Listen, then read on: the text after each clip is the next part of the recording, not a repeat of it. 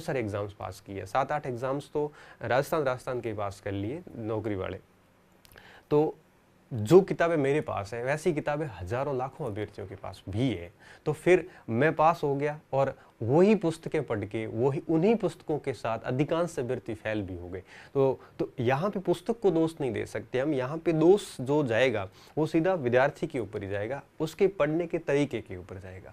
इसलिए किताबों को दोष ना दें, हमें हमारे पढ़ने के तरीके को बदलना है। अब बात आती है कि हमें पढ़ना कैसे है पुस्तक को, ताकि हम उसका बेहतरीन तरीके से उपयोग कर सकें। एक छोटा सा एग्जाम्पल और दे देता हूँ। जैसे मान लो कि मेरे पास कोई इतिहास की एक किताब है, आपके पास भी वही किताब है, और वो 2 किताबें अपन लेके बैठते हैं निश्चित रूप से, तो डेफिनेटली मैं आपसे ज़्यादा नंबर लाऊंगा। क्यों?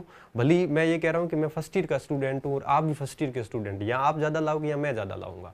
तो कहने का मतलब ये हुआ कि दोनों की बौद्धिक क्षमता अलग है, दोनों के पढ़ने का तरीका अलग है, किताब सेम ही है। तो किताबों पे अब आप देखना कि आप के पास जो किताबें हैं वही किताबें उसी तैयारी करने वाले हर अभ्यर्थी के पास ऑलमोस्ट है। फिर भी आप देखना कि सिलेक्शन ऐसे कुछ विद्यार्थियों का होगा, अधिकांश विद्यार्थी फेल होंगे। जैसे रीट ही है, 31,000 पास होंगे, बाकी सारे फेल ही होने, लेकिन किताबें सारी सभी के पास सेम है। तो किताब को आखिर पढ़ना कैसे है? तो देखो यहाँ पे एक चीज़ और मैं बताना चाहूँगा कि जो पुस्तकें हैं ये पढ़ने के लिए छात्र का लेवल भी अलग अलग होता है। ये एक व्यक्तिगत बात होती है। जैसे कुछ विद्यार्थी बिल्कुल न्यू कमर्स होते हैं, मतलब न्यू कमर्स का मतलब ये हुआ कि जो बिल्कुल नए होते हैं इस कंपटीशन की फील्ड में, जिनको सब्जेक्ट के बारे में बहुत ज़्यादा नॉलेज नहीं होता, या यूँ कहिए कि उसने शुरू भी नहीं किया।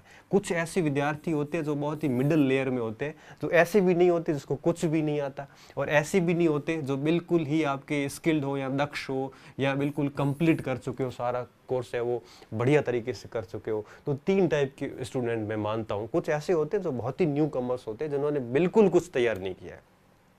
कुछ ऐसे होते हैं जिनका सब कुछ तैयार है, बिल्कुल रेडी एकदम, और बस ये लोग इसलिए पढ़ रहे हैं कि वो अपना ज्ञान और एनरिच करें। ऐसे लोग कहीं लगे हुए होते हैं गवर्नमेंट में, या फिर लगने वाले ही होते हैं, बस अपने नॉलेज को और एनरिच करते हैं ताकि किसी बड़े एग्जाम को पास कर सके या अपने ज्ञान को और साउंड कर सके। कुछ ऐसे विद्यार्थी होते हैं, कुछ ऐसे होते हैं जिन्होंने अभी स्टार्ट ही नहीं किया, बिल्कुल शुरू करने वाले हैं, और कुछ ऐसे होते हैं जो न दक्ष होते हैं और न नए होते हैं, बीच के होते हैं। और मेरा ऐसा मानना है कि मैक्सिमम स्टूडेंट जो है वो इस श्रेणी में आते हैं, जो न न्यू कमर्स है न ओल्ड है, ये बीच के हैं। ओल्ड का मतलब यहाँ पे कंप्लीट कोर्स किया हुआ, ये बीच की जो संख्या है इनकी तादाद बहुत ज़्यादा है। मैं तीनों के बारे में अलग अलग बताता हूँ। सबसे पहले आता हूँ न्यू, जो बहुत ही नए स्टूडेंट है, जिन्होंने अभी तक चीज़ें शुरू नहीं की। सबसे पहले उसको क्या करना है, उनको हर विषय की एक एक पुस्तक लानी, उससे ज़्यादा नहीं।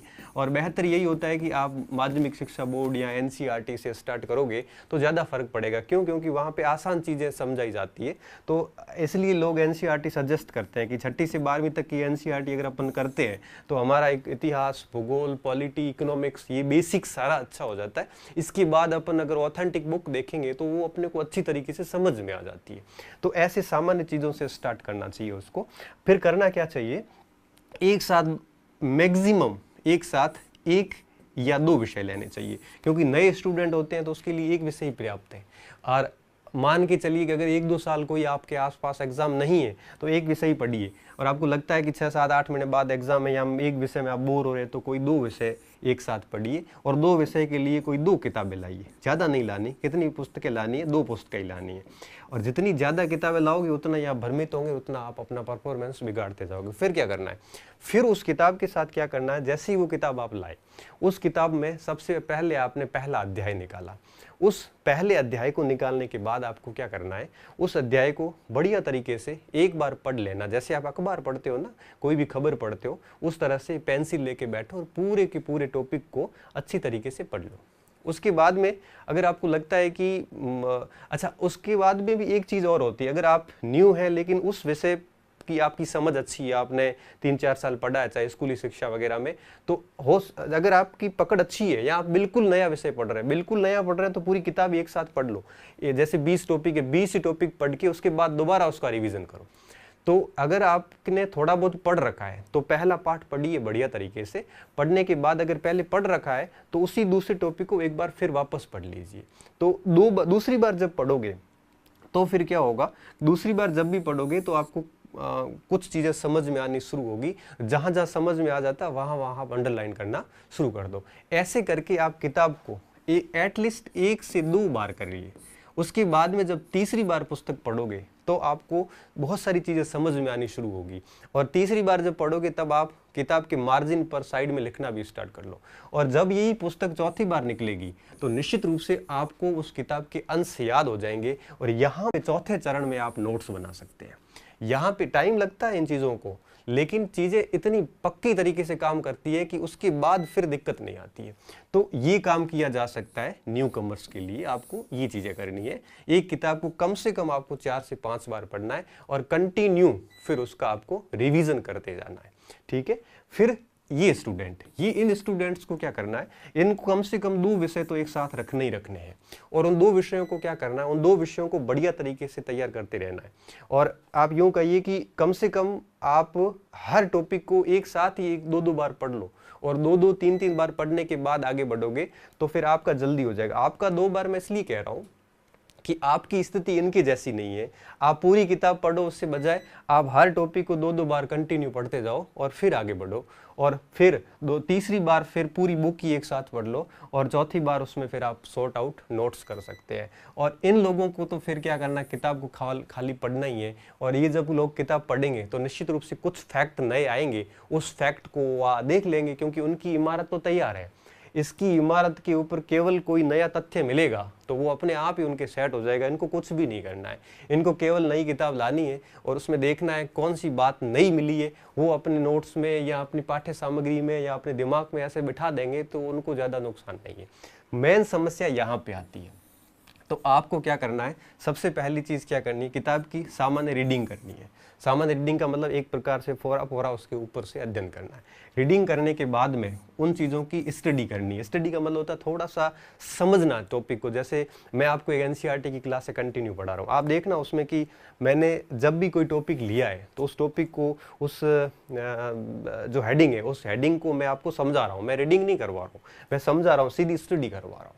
रीडिंग स्टडी के बाद में फिर क्या होता है, फिर आप इसके ऊपर थिंकिंग, मनन कर सकते हो, चीज़ों को सोच सकते हो। जैसे मान लो कालीबंगा पढ़ा आपने, कालीबंगा एक बार आप ऊपर से देख लिया, दूसरी बार फिर वापस पढ़ा तब आपने उसके नीचे अंडरलाइन कर ली, स्टडी कर ली।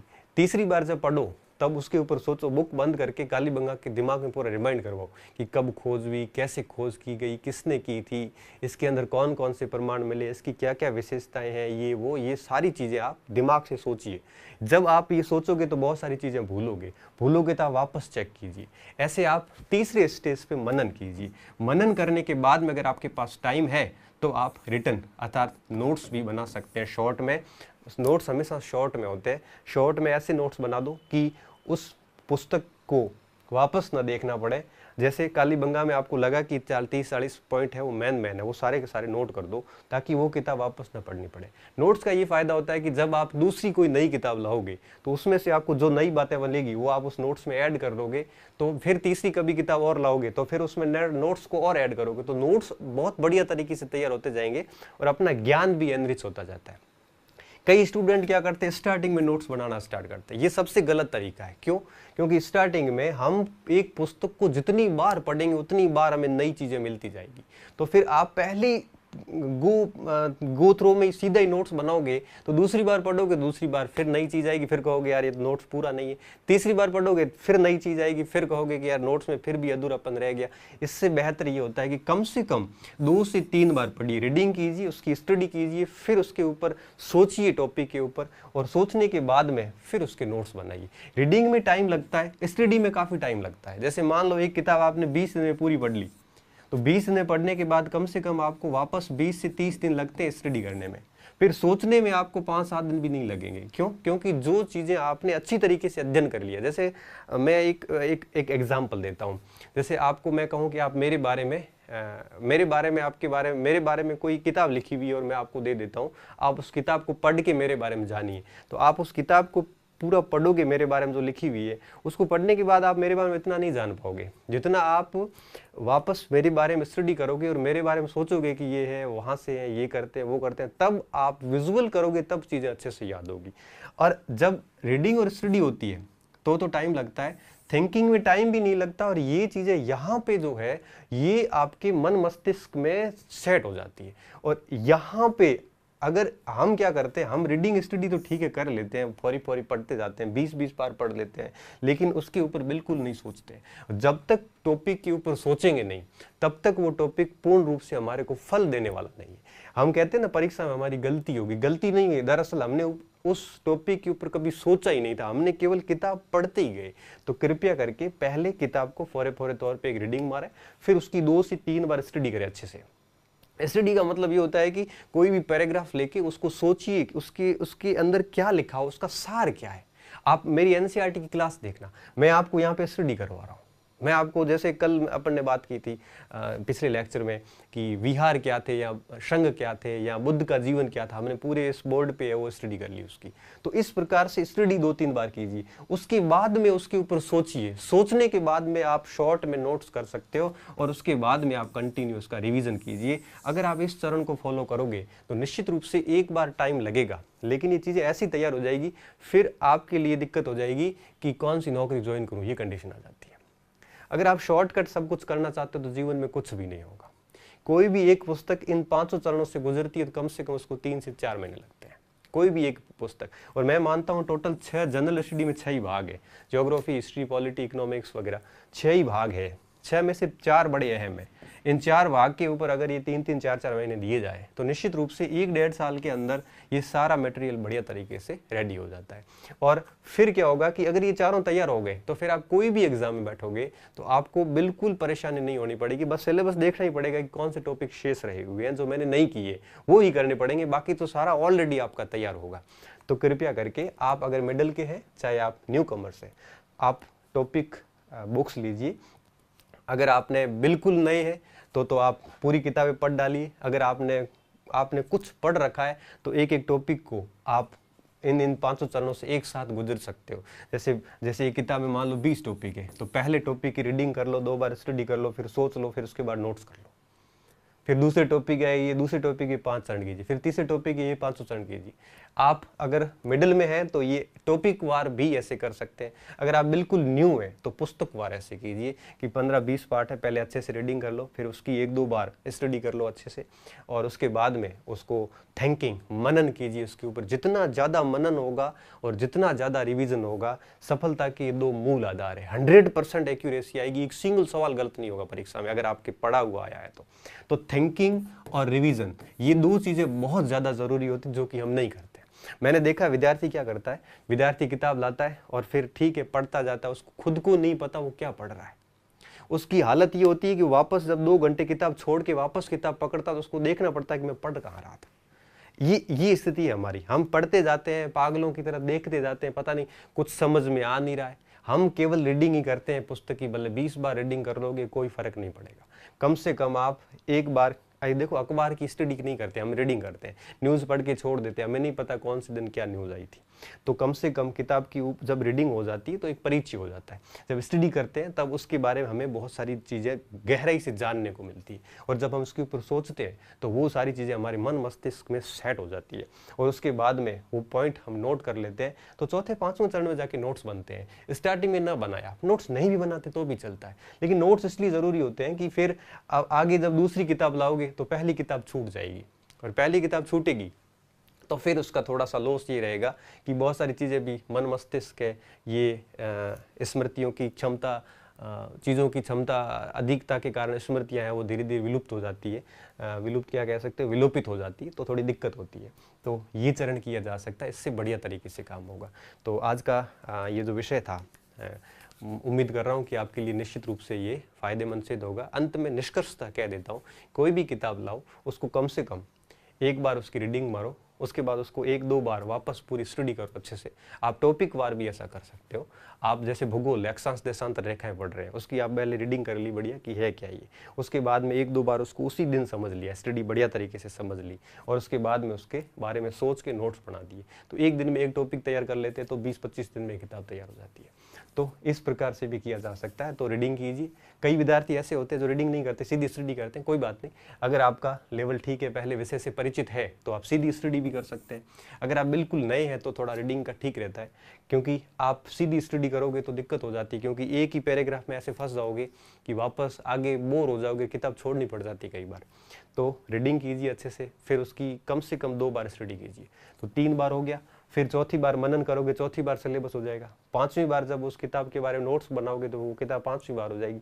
फिर 5-7 बार रिवीजन कर लोगे तो किताब 10 से 12 बार हो जाती है। तो फिर उसमें कोई गलती की गुंजाइश नहीं रहती है।